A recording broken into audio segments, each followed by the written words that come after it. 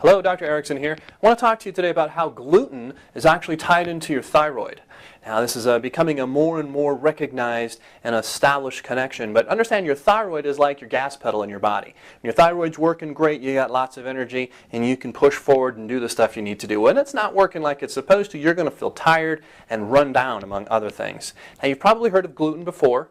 Gluten problems have been associated with celiac disease, celiac syndrome, celiac sprue, gluten sensitivities, etc. There's actually a lot of people out there who have gluten sensitivities who really don't even realize it yet. They say on average it takes people about 10 years before they get a diagnosis of having a gluten problem. So some other symptoms that you need to be aware of that can actually be tied in and maybe give you some indication that you're dealing with a gluten problem: chronic pain or fatigue. Does any of that sound familiar? How about frequent indigestion?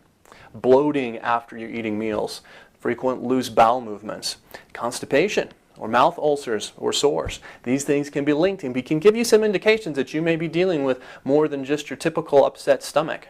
Some of you might say, well, what does this have to do with my thyroid? There is actually a very strong tie between the thyroid and a gluten problem. And it has to do with the similarity of the molecules, where if the body identifies gluten as being dangerous to itself and it begins to attack the gluten molecule, unfortunately, because the thyroid looks similar to it, the thyroid can become target as well.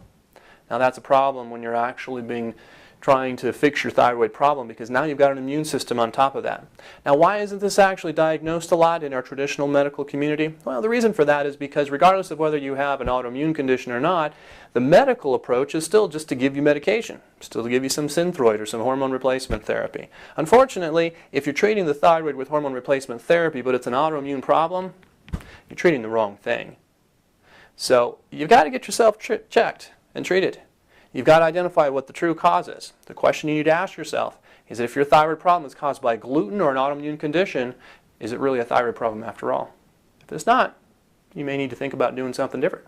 This is Dr. Erickson. If you have any questions, feel free to give our office a call. We do have a free workshop that we offer on the thyroid.